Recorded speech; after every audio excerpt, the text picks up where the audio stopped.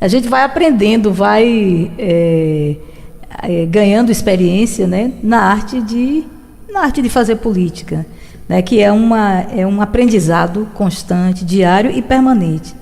Então, tem os momentos, né, da gente ser mais tranquilo, ser mais doce, como você disse, mas tem os momentos que a gente tem que realmente endurecer, quando são momentos de tensionamento maior, que requer uma firmeza, né, uma dureza maior, no sentido de nós defendermos a legalidade, defendermos as posições mais justas no nosso modo de ver. Então, nesses momentos realmente, e aquele plenário que você conhece muito bem, é um plenário complexo, né?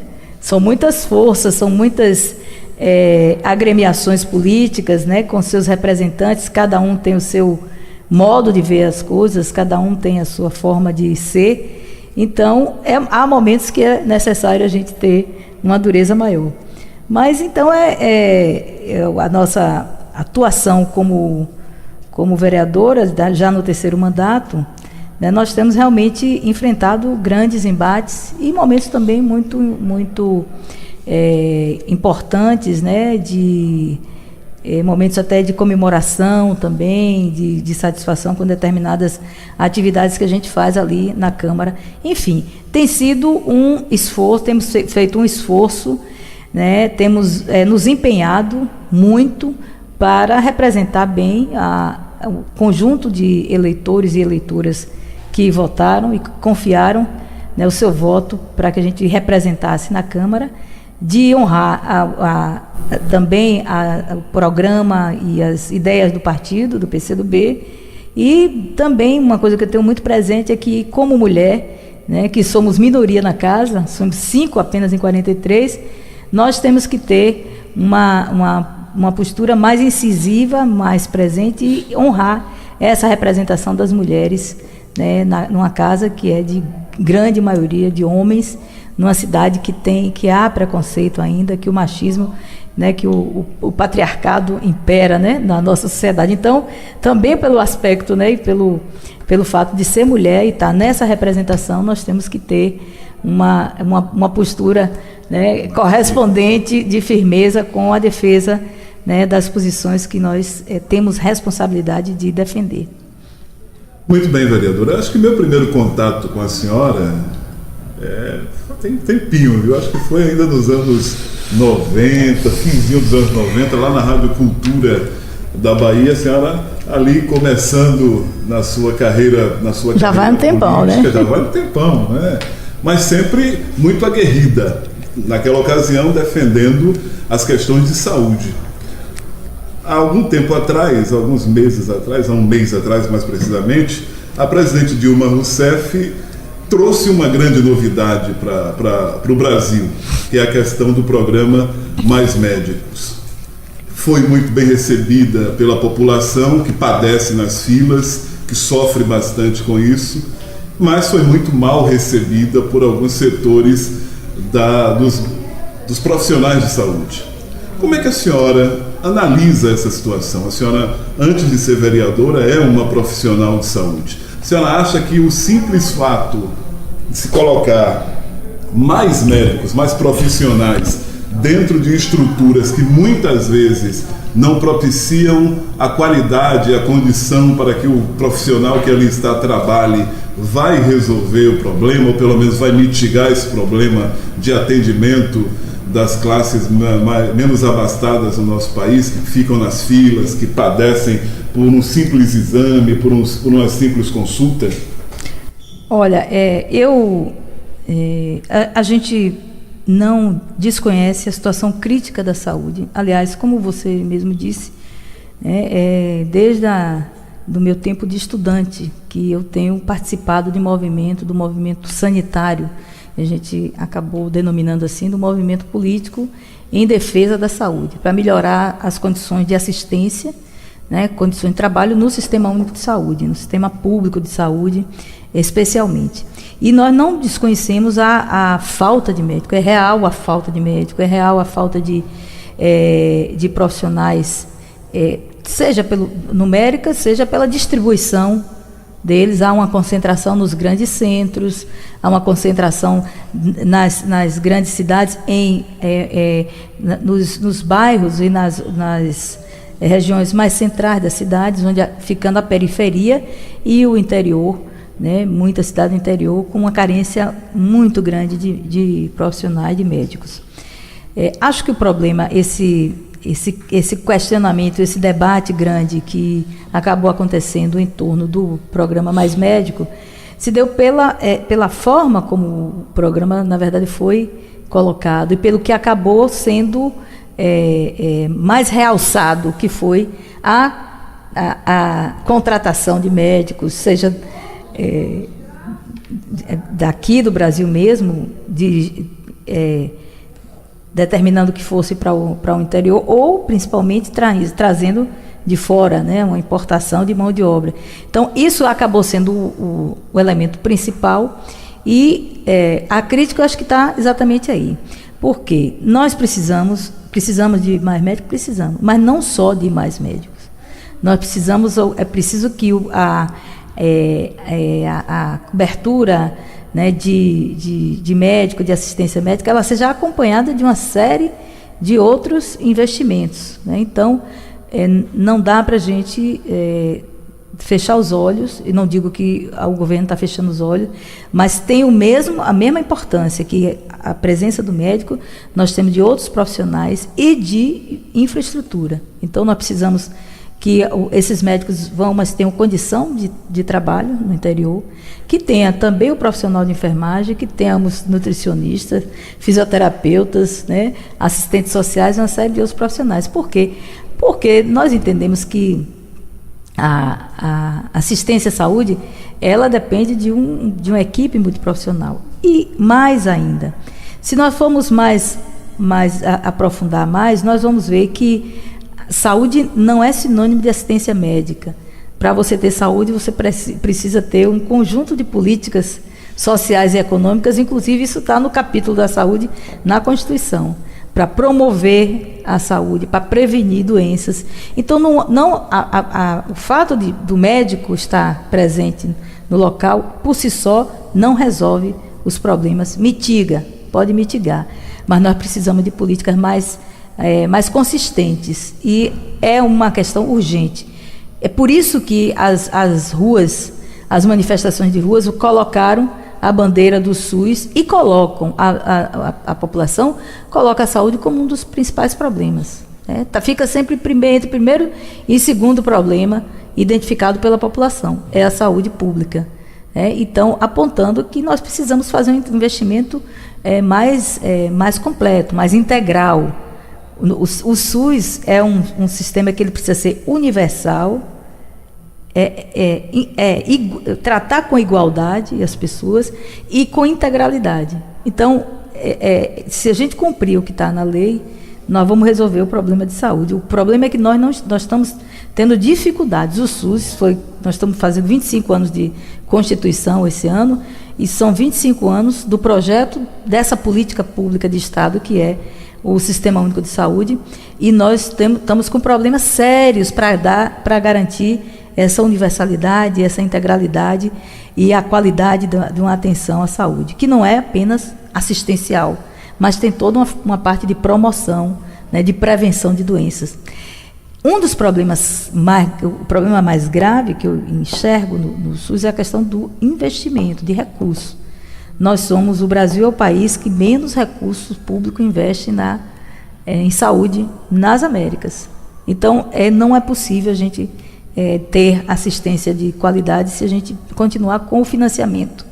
É menos de R$2 por dia por habitante, né? Então, não dá nem para pagar uma passagem. Não dá nem para pagar o ônibus para ir. Então, é preciso alterar essa equação. Para você ter uma ideia, no orçamento da União, cerca de 3,9% apenas, orçamento para o Brasil todo, cerca de 3,9% apenas é destinado para a saúde.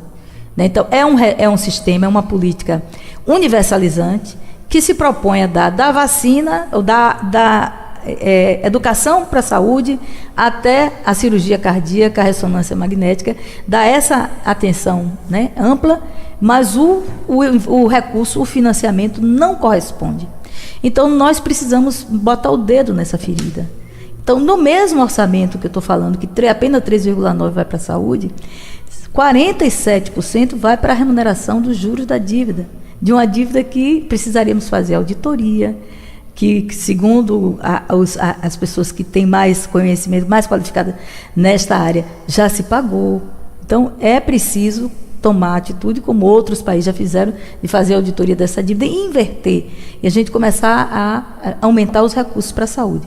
Estamos agora com uma emenda, um projeto de lei de iniciativa popular de aplicação de 10% dos recursos em saúde. Então, esperamos que a presidente Dilma tenha força suficiente para, além de ter feito aprovar ontem no Congresso Nacional o Programa Mais Médico, que aprove também no Congresso mais recursos para a saúde, mais recursos, que a gente consiga também melhorar a gestão, corrigir problemas na gestão dos recursos humanos, dos recursos financeiros, dos recursos dos equipamentos públicos, né, de saúde, evitar a privatização que tem sido feita de maneira excessiva, que o recurso financeiro já é pouco, e o que a gente tem feito é transferir esses recursos para a iniciativa privada. Esse é um outro grande problema do SUS, que não vai se resolver apenas. Estou pontuando que existem outros gargalos no Sistema Único de Saúde que precisam ser atacados. Nós temos também, por exemplo, a questão dos profissionais, dos trabalhadores no SUS. É preciso criar carreira. Nós não podemos prescindir do concurso público e do investimento nesses profissionais. É um serviço diferenciado. É um serviço que tem que ser considerado um serviço essencial. Não pode ser um serviço jogado para o mercado, né? Porque saúde é direito social, não deve ser tratado como mercadoria. E eu acho que no Brasil nós temos, dentro da política pública, há esse viés de tratar a saúde com essa lógica de mercado. Por isso se transfere os nossos serviços, os nossos hospitais, os nossos postos, e até mesmo se compra muito serviço do setor privado. Então há uma transferência de recursos para lá. E não se dá atenção a se construir uma carreira dos profissionais. Porque se o serviço ele é terceirizado, a gestão é transferida para as instituições privadas, não há uma atenção com construir quadros, né, de profissionais, de trabalhadores estáveis, né, com investimento em qualificação, com uma legislação que cobre as responsabilidades. Nós temos instituições na área da saúde, vou citar um exemplo, o Sara Kubitschek, por exemplo. É uma instituição que tem um exemplar, né? Poderia se, desse ponto de vista de estabilidade, de qualidade do serviço e de formação de quadro de profissionais, nós poderíamos copiar isso do Sara. Então, no Sistema Único de Saúde, além de botar mais profissionais, né, para atender a população, é preciso esses outros elementos, porque o profissional sozinho, o médico sozinho, ele vai, inclusive, acabar sendo responsabilizado por uma série de problemas, que se cria uma expectativa muito grande de que ele vai resolver. Ele pode, com certeza, não digo que não vá mitigar, que não vá ser importante nessas áreas onde há desassistência, há vazios assistenciais. Agora, nós não podemos, e eu acho que passou um pouco isso, né, para a opinião pública, que era a resposta do que as ruas estavam colocando, o Mais Médico chegou como uma resposta a essa reivindicação. Então, eu espero que, ao lado desse programa, que imediatamente o governo federal, junto com os governos estaduais e com os municípios, consigam dar conta dessa política. O SUS é uma política espetacular, fantástica, no plano jurídico.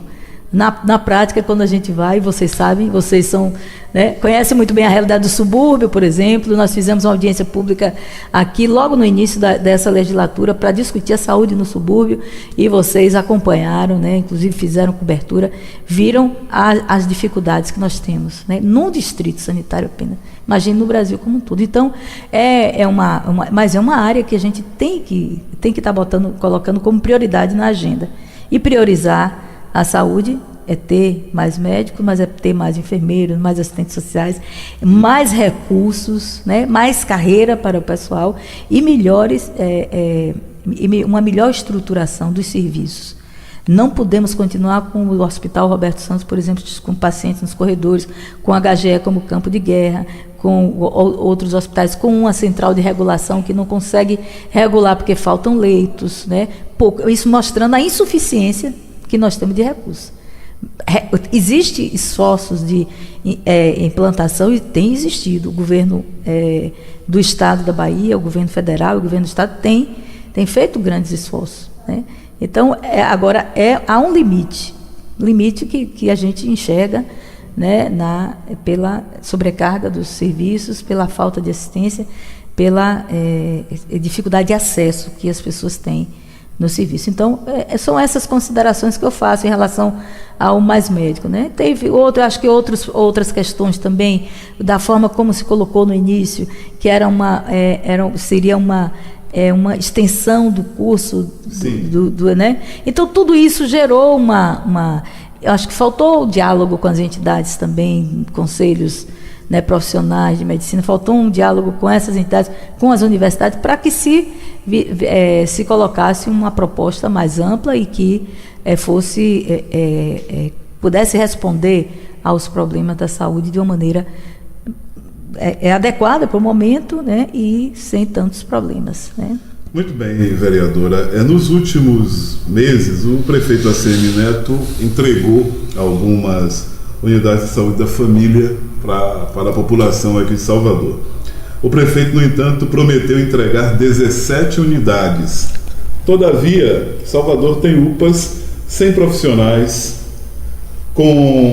e como poucas capitais no Brasil, Salvador padece de um mal muito sério. Salvador não tem hospital municipal, depende única e exclusivamente do Estado.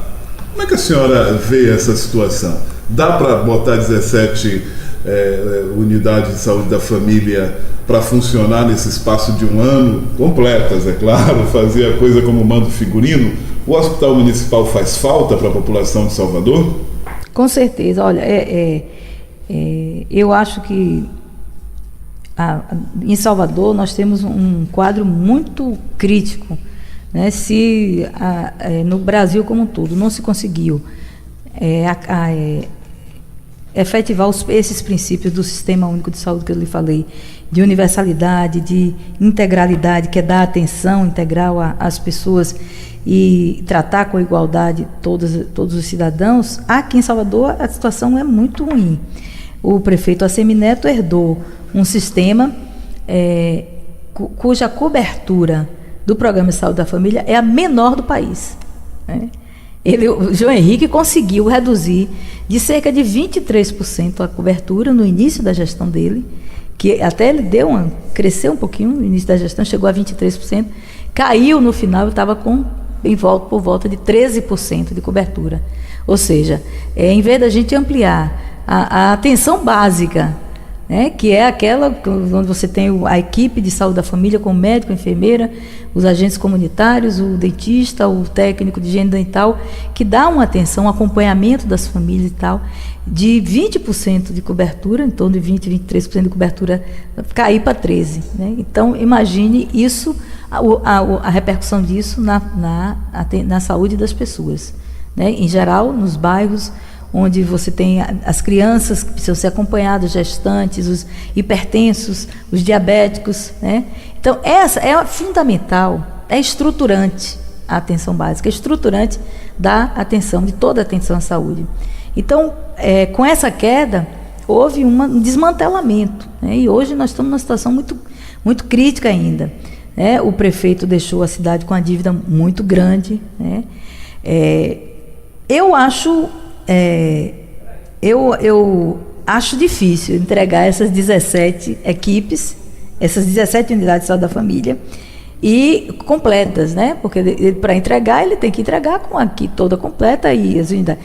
Porque hoje o que a gente está vendo é que a grande maioria mesmo desses 13% que tem aí, estão com um funcionamento muito precário, muito precário.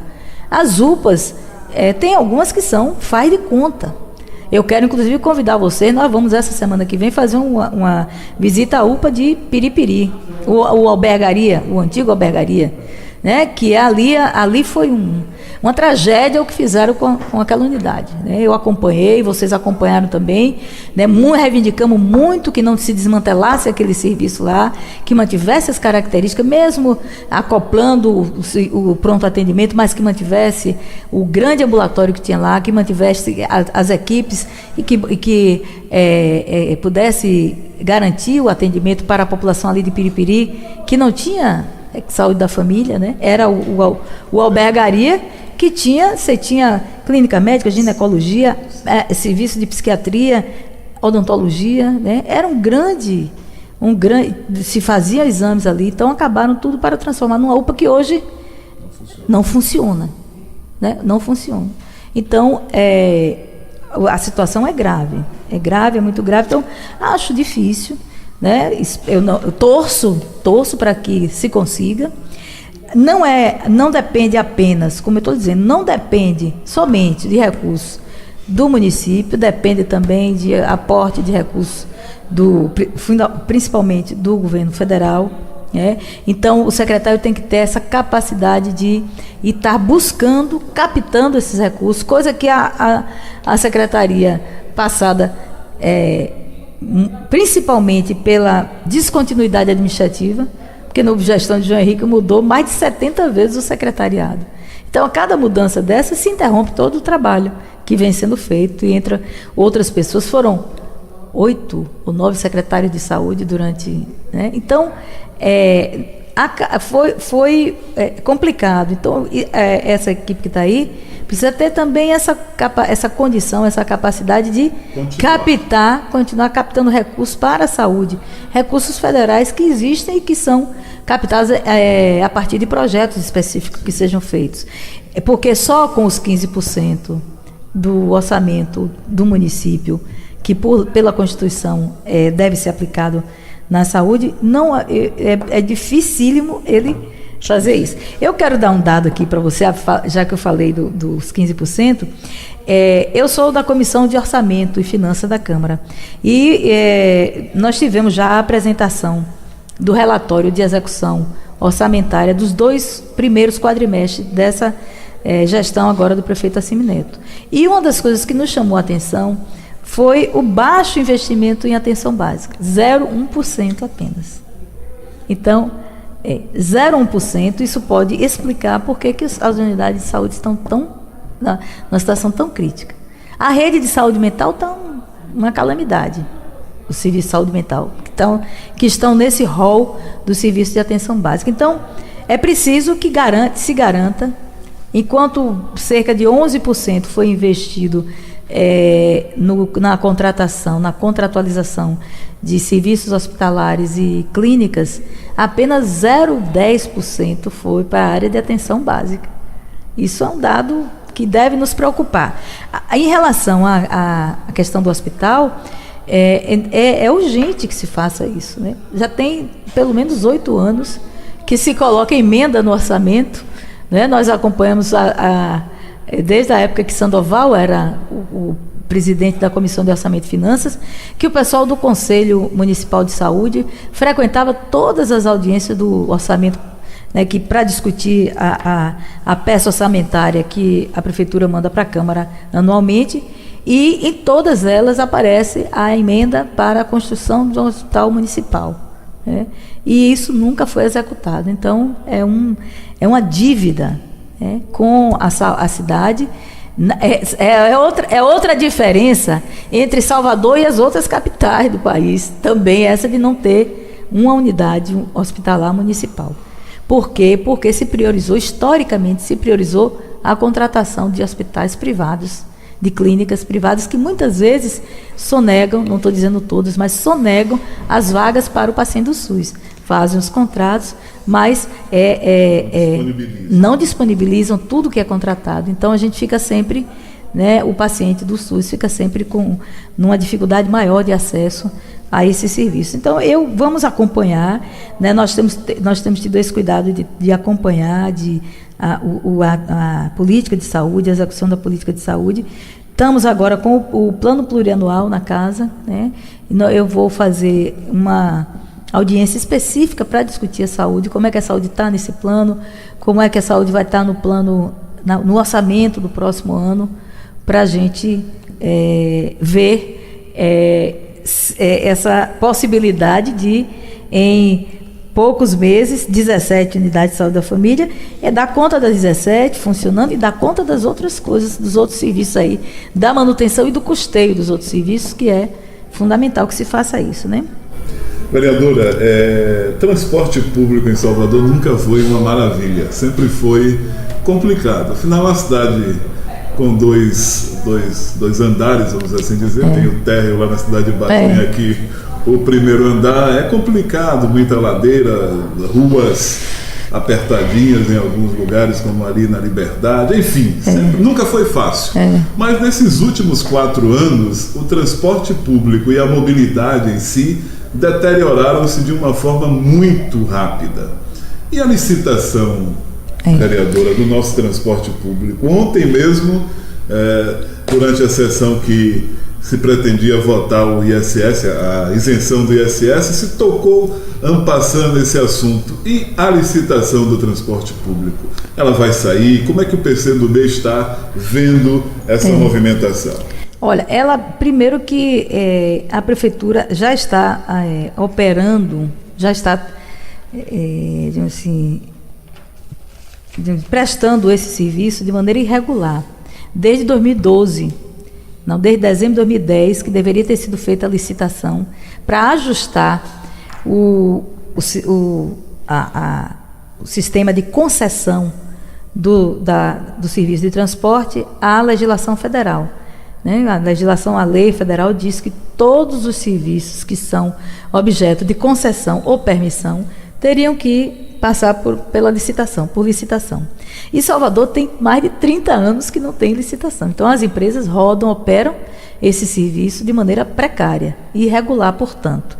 E isso é um elemento importante para a gente conseguir uma qualidade melhor do transporte. Porque quando você abre a licitação, em tese, quando você abre a licitação, você estabelece primeiro um projeto, um modelo de transporte. Você cria o ideal. Cria o ideal do seu sistema e coloca para ver quem se habilita para operar dentro daqueles parâmetros estabelecidos no seu projeto, no seu edital. Então, o que está ocorrendo aqui em Salvador é que, durante esses 30 anos, foram as mesmas empresas. São poucos os donos de algumas empresas que operam o sistema dessa forma. E aí a lógica é a lógica da lucratividade. Não é a lógica de atender a população. E transporte é fundamental. Transporte principalmente numa cidade como a nossa, que é uma metrópole, que inclusive se interliga com outras cidades na região metropolitana, nós dependemos do transporte público para tudo, do transporte, público ou individual, para tudo, para ir à escola, para ir ao trabalho. Você não vai mais a pé, não dá para ir, alguns até ainda têm esse privilégio, mas em geral a grande maioria a gente precisa do transporte para ir ao médico, para ir a uma praia, a um lazer, enfim, faz parte, é uma das condições para a gente ter saúde, sabia? Para ter saúde, você precisa também de um transporte que lhe facilite essa mobilidade, o ir e vir. E hoje absurdamente se perde 2, 3 horas para se deslocar diariamente. Em cada trecho, você ir e voltar do trabalho, é sofrimento. Então, e isso está muito relacionado a essa questão de não ter licitação das mesmas empresas. Quer dizer, o transporte, o modelo de transporte, a qualidade do transporte que a gente tem é decisão do empresário, do empresariado e do gestor, que permite. Então, nós temos um tempo aqui que a gente até confunde quem é gestor da área de transporte e quem é o empresário. Às vezes a mesma figura se repete, se reveza, ora é secretário, ora é a liderança do empresariado. Então, isso precisa mudar, Nada contra o empresário, eu acho que o empresariado é importante para o desenvolvimento da cidade. Ele que emprega, é ele que contribui e constrói a cidade, que recolhe impostos, contribui com impostos, com as suas obrigações. Então, nada contra, mas o interesse público ele tem que estar acima de qualquer coisa. É isso que nós temos que colocar como nossa referência nessa licitação. Espero que a licitação saia, mas que antes da licitação nós precisamos, é imprescindível, é fundamental que o transporte passe por um processo de discussão. Nosso povo não pode ficar à margem. Não pode ser uma decisão entre o CETEPS, por exemplo, e a Secretaria de Transporte ou alguns poucos políticos. Não pode. Por que não pode? Porque não são essas pessoas. O CETEPS vai ter o olhar da defesa do empresário. Não poderia ser diferente. Principalmente isso, ele vai defender o lucro, né? Aquilo que garanta a margem de lucro. O gestor teria necessariamente que defender o interesse público, né? Olhando também o lado empresário. Mas o que a gente tem, historicamente, que há sempre uma casadinha, uma tendência. Quem pode desequilibrar isso aí ou compor essa visão, esse olhar sobre uma política que é pública, uma política que é essencial, uma política que hoje está no centro, inclusive das preocupações do povo, que levou milhares às ruas, que é a mobilidade.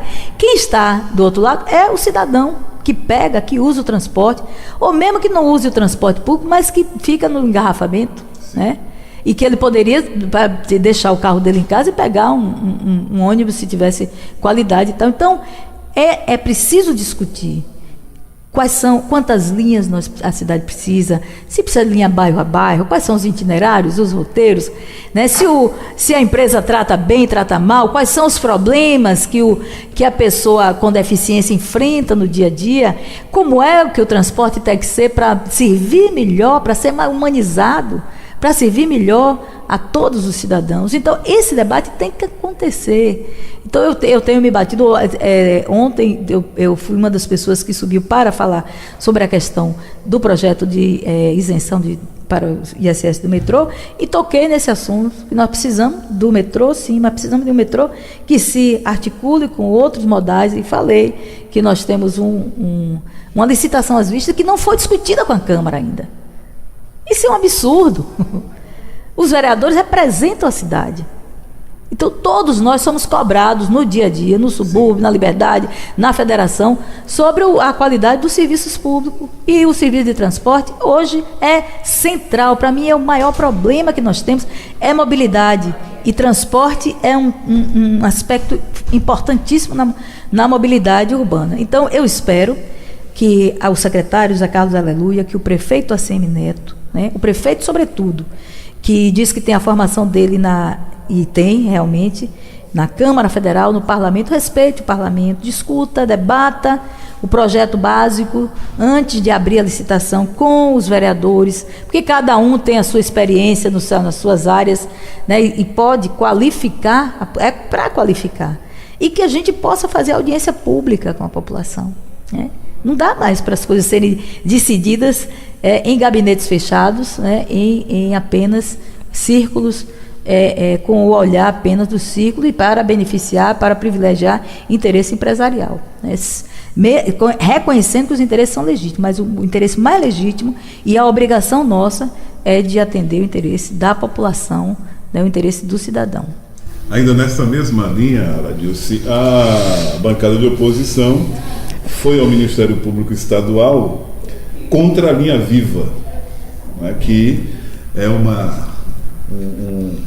um novo caminho que alguns acreditam que vai desafogar o trânsito ali na paralela, enfim, criar uma nova via, mas que tem seus poréns.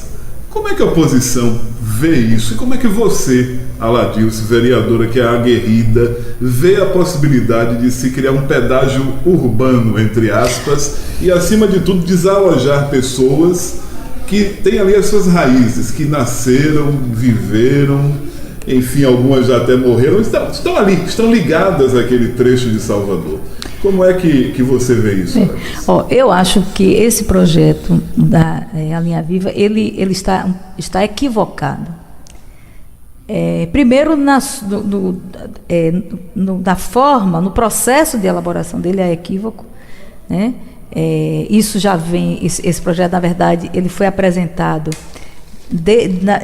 ainda na gestão do prefeito João Henrique, foi rechaçado, suspendeu-se 3 vezes a audiência, inclusive por determinação do Ministério Público Estadual, e ele continua a Prefeitura de ACM Neto agindo da mesma forma nessa área, querendo impor à cidade um projeto sem a necessária discussão, né, porque essa questão da legislação urbanística, né, das intervenções na cidade, vem sendo alvo de debate, de questionamento e de judicialização. Eu vou retroceder e resgatar a experiência do PDDU e LOUS, que vocês acompanharam a votação. O PDDU e LOUS foi votado daquela forma, que eu digo, na calada da noite, com não sei quantas emendas, sem a gente saber, para atender interesses pontuais de idade. E nesse PDDU estava previsto, inclusive, a linha viva. O Judiciário acatou representação de uma parte dos vereadores e de entidades da sociedade civil, entrou com ação e o Tribunal de Justiça suspendeu essa legislação, suspendeu o PDDU e a LOUS. Então, começa errado e ilegal você fazer licitação para um projeto, como o João Henrique queria fazer, e a ACM Neto começou querendo fazer licitação de um projeto que está na justiça, está suspenso pela justiça, pelo judiciário. Primeiro equívoco, primeira ilegalidade é essa.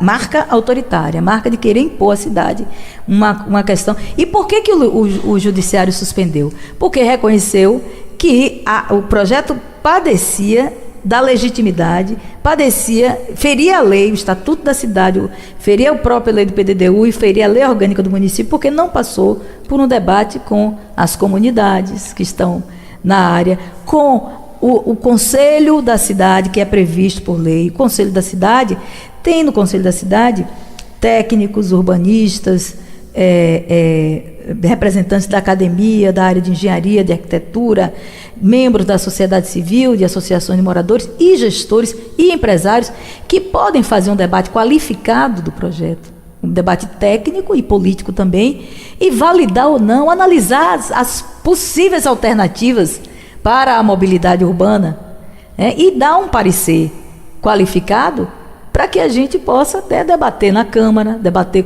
mais amplamente, mas já parte de uma opinião consistente. Não foi a linha viva foi encomendada a uma empresa, alguém chegou lá, olhou e, seguindo o interesse de alguém, disse: não, é esse o projeto, e bota na Câmara, vamos abrir licitação. Não dá para ser assim. E foi por isso que a Justiça suspendeu não só a linha viva, como o PDDU e o LOUS, porque está padecendo desse vício de falta de democratização do debate, de discussão. Isso é uma questão que está na nossa Constituição, a Constituição de 88, né, a Constituição que diz que o Brasil é um Estado democrático de direito e que deve ser e que o poder ele é exercido pelos representantes eleitos e também diretamente pela população através de diversas formas. Então, essa questão da participação da população nas decisões políticas, do que fazer nas cidades, é fundamental, principalmente em cidades como a nossa. Salvador não tem estoques de terra para queimar. Salvador, nós não podemos errar nas intervenções urbanas mais. Nós não podemos chegar no Bonocô, como se fez, se levantar um metrô suspenso, né, atendendo a um critério de alguém, sem fazer sem ter uma análise mais cuidadosa, né, técnica e mais apurada, não. Então, essa situação precisa ser superada, essa postura, né, autoritária, autocrática e direcionada de fazer as intervenções na cidade. Então, o projeto Linha Viva começa errado daí, da forma como ele foi gestado. Uma empresa foi contratada e alguém disse: não, é por aqui, olhou, né? Até vi um depoimento, olhei, a pessoa diz assim: não, olhei, de repente eu vi que podia ser por ali. Então, uma coisa muito simplista, né? Então, essa é uma questão. Então, nós precisávamos analisar se é essa mesma alternativa ou se existem outras. E, para isso, precisava ter esse debate. Sem querer delongar, mas colocar as coisas no devido lugar. E, segundo, é equivocado porque é uma via de 17,5 km, né, que vai ligar da rótula do aeroporto até o acesso norte, a BR, E é um projeto de 1,5 bilhão, um projeto que vai ser executado por empresas privadas, PPP, né, parceria público-privado, não vai entrar recursos públicos, né, nem isenção, mas vai ser uma privatização do nosso espaço público, atinge comunidades inteiras, destrói áreas enormes de Mata Atlântica. Tudo isso são prejuízos, são preços que a cidade vai pagar, e é equivocada porque não aborda, não dialoga com a questão da mobilidade urbana, do transporte de massa. Então, uma via exclusiva para automóveis, com 20 praças de pedágio. É um pedágio urbano. Quem foi que discutiu isso? Né? Não dá para você fazer um projeto assim. Alguém pensa e impõe à cidade. Então, por esses motivos todos, eu acho que a população de Saramandaia, por exemplo, que é a mais atingida, embora outras também, Pernambués, Cabula, outras também sejam atingidas, mas pegando Saramandaia, que cerca de 3.000 famílias já estão definidos que elas sairiam, não há nenhuma discussão para onde vão essas pessoas. Essas pessoas moram ali, construíram suas vidas, organizaram suas vidas ali no entorno de de sobrevivência, de convivência.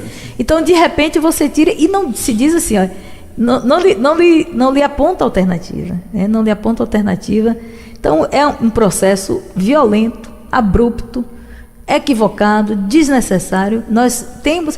E é uma avenida que não tem possibilidade de transitar ônibus, não tem, é só para carro, nem bicicleta, e nem para... Hoje em dia, as alternativas de mobilidade em todo o mundo comportam outros modais de transporte, e é assim que a gente tem que fazer.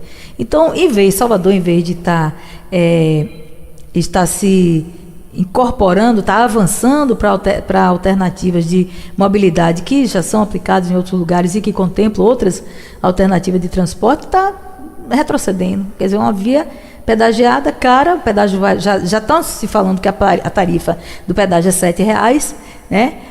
E só para automóveis que vão circular a 100 km por hora.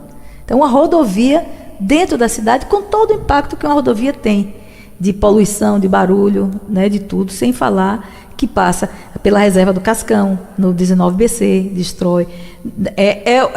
Construída embaixo de uma linha de alta tensão da Chesf, sem ninguém fazer, inclusive, impacto de ambiental sobre essa questão, né? Enfim, uma série de problemas têm sido levantados, de questionamentos técnicos e políticos têm sido levantados. Então, começamos a fazer um questionamento desde a época de João Henrique, e nós vamos continuar fazendo, porque eu acho que a gente tem que analisar quais são as alternativas, né? Nós não podemos impor à cidade uma alternativa porque beneficia o empresário A, B ou C. Antes de falar sobre o Outubro Rosa, vai, Maria? Aladilce é candidata a deputada? Olha, o PCdoB está me indicando. Não foi isso que eu perguntei. Deixa o PCdoB lá. Eu perguntei se a Aladilce é candidata, tem vontade de ser deputada estadual ou federal, enfim. Aladilce. PCdoB é claro que quer. O povo seria ele se não quisesse.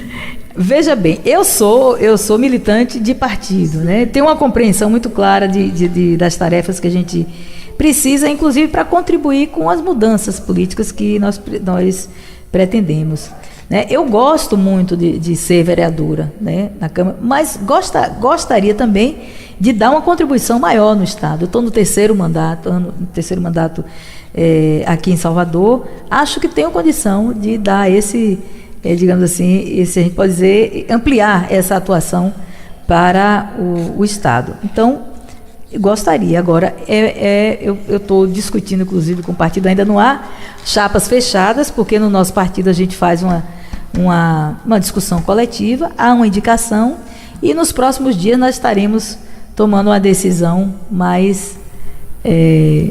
aprofundada. Exatamente. Mas você quer? Você gostaria? Já disse que gostaria. Como eleitor, eu pegar o título e dizer, isso aqui eu já vou levar para Aladilce. Aladilce, São 3 mandatos, como você colocou nisso aí, não é? Quais são as suas maiores decepções e quais as suas maiores vitórias? Que você julga que, poxa, isso aqui poderia...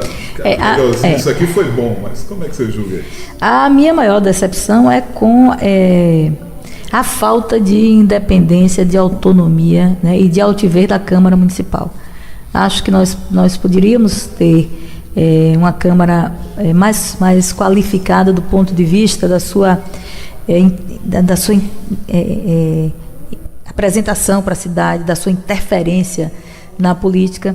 Isso sem desconhecer que eu, por exemplo, sou de uma bancada que é minoria na Câmara, né, que nós temos uma maioria que está do lado do Executivo, mas acho, por exemplo, que nós precisávamos qualificar mais o debate dos projetos que chegam na casa, ter uma interlocução maior com a sociedade.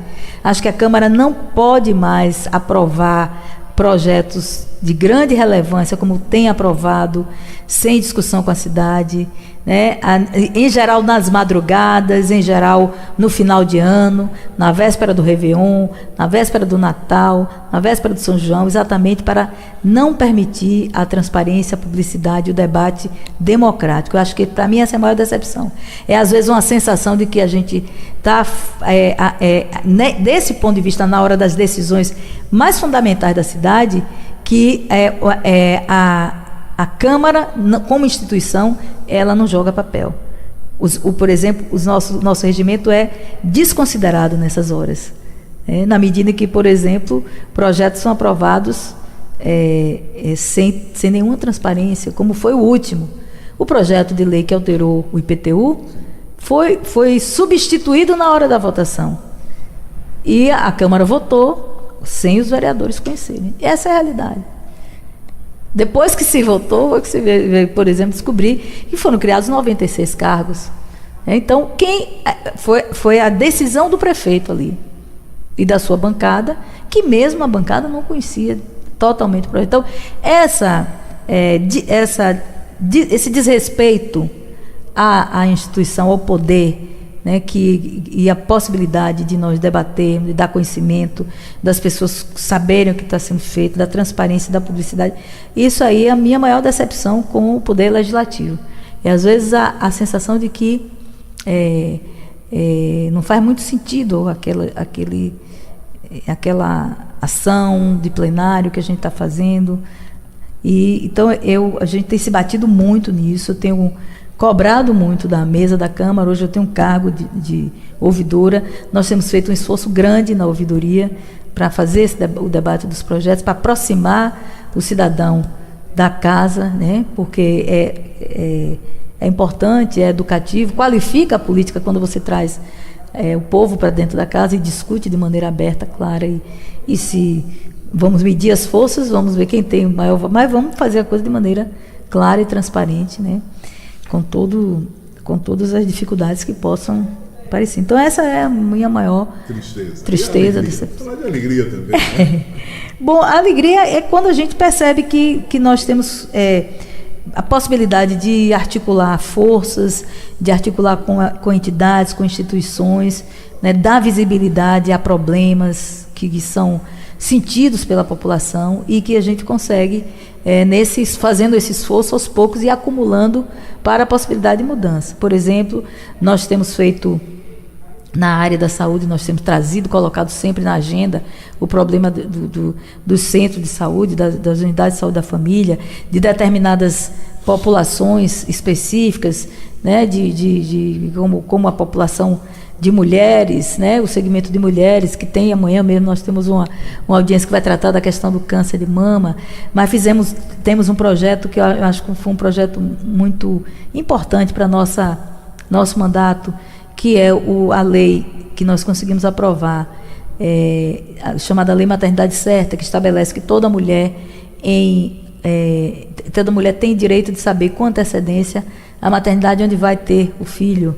Então, isso é uma vinculação, você fazer uma vinculação com o pré-natal e a maternidade, para evitar que ela fique fazendo a via sacra Sim. Na hora de parir, com muitas fases, muitas morrem, ou os bebês morrem, ou então ficam com sequela, com paralisia cerebral, com problemas que vão carregar para o resto da vida. Então, essa é uma lei que a gente aprovou e que a gente vem fazendo esforço de implantação, de regulamentação, mobilizando a Secretaria de Saúde do município, do estado, os profissionais de saúde. Então, essas são alegrias que a gente vai também acumulando, né? E a alegria também quando alguém da população, um cidadão, vira para a gente e diz, parabéns pela sua atuação. Essa é a maior alegria que a gente pode ter, é o reconhecimento, né, do nosso eleitor. Dilce, eu fico muito feliz de ter começado o nosso podcast com uma figura como você, uma figura... Eu queria fazer um podcast, dizia aqui a sua assessora, com 15 minutos, coisa e tal. Já vi que vou ter que fazer o 1 e o 2, porque temos material para 1 e o 2. Eu pulei aqui algumas perguntas da nossa pauta, mas eu creio que não vai faltar, não irá faltar oportunidade. Mas eu queria que você falasse um pouquinho sobre a questão do Outubro Rosa, que é uma coisa muito importante. Eu tenho 3 filhas, então quando a gente vê, que abre o jornal, olha a internet, que vê que ainda milhares e milhares de mulheres morrem, uma doença grave, séria, a gente sabe que qualquer tipo de câncer é muito grave e é muito sério, mas que as pessoas morrem principalmente por falta de oportunidade e por ignorar a possibilidade da prevenção, que é, né, nesse tipo específico de doença, o X da questão. Se você previne, você tem chance de sair. Como é que é isso? Na verdade, no câncer de mama, a gente não fala em prevenção, a gente fala em diagnóstico precoce. Sim. Né? Porque como o câncer não tem uma causa definida e a gente, né, não tem essa possibilidade exatamente de evitar, mas o fato de nós conseguirmos fazer com que as mulheres tenham acesso a exames regulares, né? Com ginecologista, com mastologista, o exame da mama, né? E também acesso à mamografia, você pode fazer uma detecção precoce e a chance de cura, né, dessa mulher aumentar em muito. Então, é importantíssimo que a gente tenha essa possibilidade. Então, na sessão que a gente vai fazer amanhã, nós pretendemos fazer exatamente um balanço de como é que estamos aqui na Bahia, especialmente em Salvador, em relação ao acesso dessas mulheres a esses exames, né, ao ginecologista, ao mastologista, a mamografia, a ultrassonografia da mama, que é a possibilidade que ela tem de ver se está tudo ok. Sim. E se for detectado algum nódulo, que começar o tratamento. O outro aspecto que nós vamos analisar é como é que está o acesso dessas mulheres que têm um diagnóstico positivo, o acesso ao tratamento, né? Nós sabemos que há uma certa dificuldade nesse tratamento. O tratamento ele tem que ser oportuno para evitar que a mulher comece o tratamento num estágio que já não tenha mais possibilidade de cura. Então, nós vamos focar nisso. Existe uma lei que é agora de 2012, que entrou em vigor, se não me engano, em maio deste ano. Ela entrou em vigor, que é a lei dos 60 dias, né, que estabelece que o primeiro tratamento do câncer de mama ele tem que ser feito até 60 dias. Então, nós vamos estar também estabelecendo uma forma de monitoramento, né? Vamos estar debatendo, discutindo a possibilidade de um monitoramento do cumprimento dessa lei, né? Porque é um avanço, é uma lei federal, foi aprovada no Congresso, e nós precisamos aqui em Salvador garantir que essa lei seja cumprida, que é exatamente para a gente conseguir impactar nos índices de mortalidade, né, por câncer de mama. O câncer de mama é o câncer que mais mata mulheres, né, no Brasil e em Salvador também. Portanto, eu acho que essa sessão ela é fundamental importância, de fundamental importância.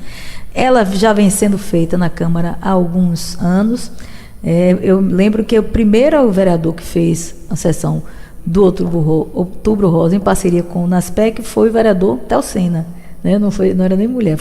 E eu participei junto com ele dos debates e tal, e de lá para cá eu venho como membro da Comissão de Direito da Mulher. Eu sou vice-presidente e venho assumindo essa tarefa, digamos assim, de contribuir para que a gente possa estar dando visibilidade, estar colocando no debate, na agenda pública, a questão do câncer de mama, no sentido da gente poder contribuir com a redução da mortalidade por essa patologia que ceifa a vida das mulheres, né?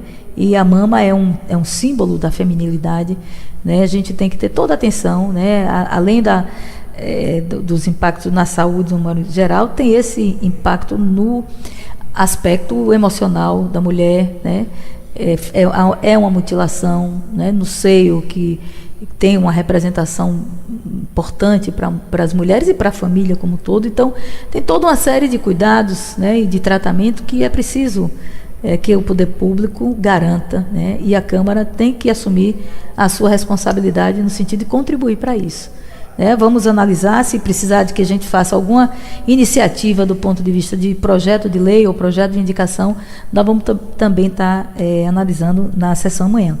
Essa sessão, eu quero destacar que é uma parceria do nosso mandato com o NASPEC, né, na promoção, que é uma instituição aqui em Salvador, que vem deflagrando essa campanha, não só em Salvador, mas na Bahia como um todo.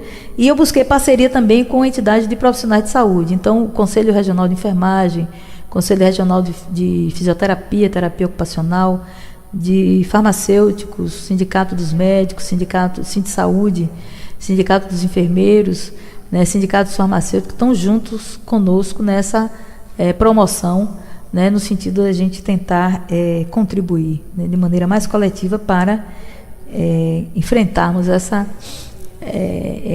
verdadeira epidemia, né, que nós temos de câncer de mama em Salvador e no nosso país. Muito bem, vereadora, muito obrigado por nos receber, por seu tempo. A gente sabe que é bastante corrido, a gente acompanha no dia a dia. Queremos agradecer a senhora pela paciência e por essa boa entrevista, que eu tenho certeza que será a primeira de muitas, porque tem uma série de outros questionamentos que nós gostaríamos de fazer, e sabemos que a senhora tem competência suficiente para nos responder e para elucidar muitos casos aqui de Salvador. Vai ser sempre um grande prazer conversar com a senhora. Tá. Eu que agradeço e quero parabenizar o Opinião Bahia por essa estreia, né? E agradecer a honra, né, de estar começando com vocês, né? E desejar que vocês continuem fazendo o trabalho sério, que eu já acompanho, o trabalho sério, ético, né, do ponto de vista da comunicação. A comunicação tem que estar a serviço da cidadania, do esclarecimento, da informação, sem tendenciosidades, né? Então, eu quero parabenizar vocês, porque a gente acompanha do plenário da Câmara o trabalho de vocês e sabemos que vocês estão sempre antenados com as questões cruciais, né, da nossa cidade, e isso é muito bom, muito importante. Parabéns e continue fortalecendo a democracia e a vida na nossa cidade.